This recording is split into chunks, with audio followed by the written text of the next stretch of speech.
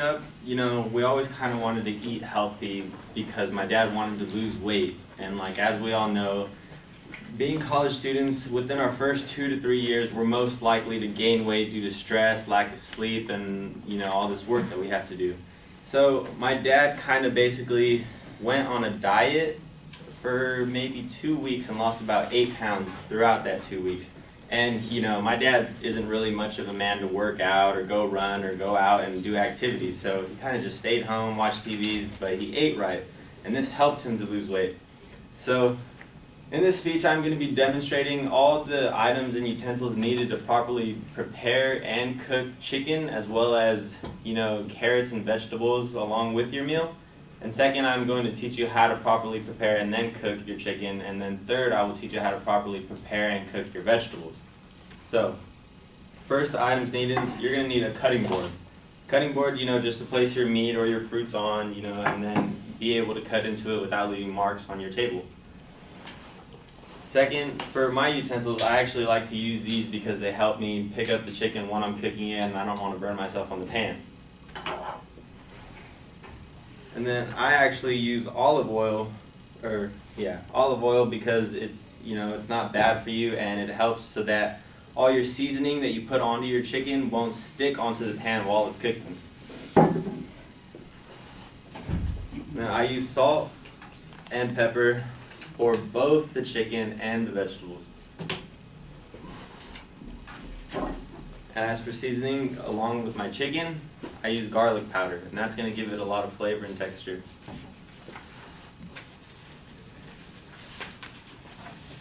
I like carrots for my vegetables, so I brought a carrot along with my meal. And then any kind of basic kitchen knife is going to help you throughout this entire process. And then for my chicken, you're going to want to take it out of the packaging and unwrap it, and then you're going to want to place it on your cutting board. And when it's on your cutting board, you're going to have multiple pieces. So you want to have them spread out evenly and just cut through them kind of so that you have extra pieces along the pan, and it's going to make it a lot easier to cook, so it's not just a big pile of meat just sitting on your pan. So once you have them all spread out, I like to start with my salt. So I'm going to pour salt on them, and I'm going to get it all around every piece, and I'm going to flip them over to each side. Secondly, I use pepper. Now the salt, pepper, and salt all allow for that flavoring when you're cooking your chicken, so it's not plain and it's not dry and dull. So you're going to want to put your garlic powder along with your salt and pepper. And once you have that, I like to turn on the pan and put it at really hot so that it warms up nicely for me. And then when you put it on the pan, then I usually start chopping up my vegetables. And while your meat is on your pan getting ready, you actually want to pour the olive oil onto the pan so that, like I said, all the flavoring stays on your chicken and or your vegetables and doesn't necessarily come off and stay on the pan. So when you're cooking your vegetables, I like to have evenly cut pieces. And for the vegetables, all I use is salt and pepper.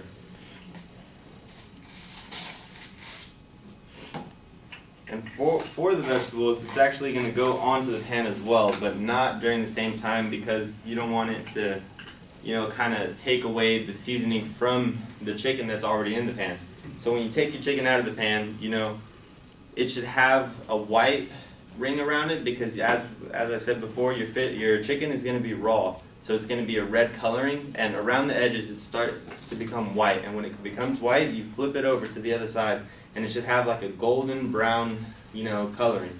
And when you properly flip from one side to the other, when you cut into the meat, inside, if you're looking at it right, it should be all white with no red marks. And if there's red marks, that means your chicken isn't cooked all the way through. So you're going to leave it on for a second more. And then once it's already cooked through, you're going to want to take it off the pan and go on to your vegetables. Now for my vegetables, I like to place them inside the pan. And inside the pan, I like to throw water. And then what the water is going to do, it's going to soften them up because I really don't like how hard it is to crunch, carrots along with cucumbers, or anything else that you want to chew on. So I put water in the pan, and then I put a lid over the pan. And what the lid's going to do is it's going to have all that water flowing through your vegetables, and it's going to soften them up.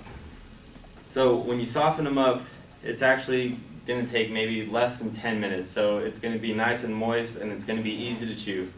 And now you have something to chew on with your chicken. So in this speech, I demonstrated all the utensils and items needed to properly cook and prepare your chicken along with your vegetables. Second, I taught you how to properly cook your chicken along with your carrots. And that's your meal.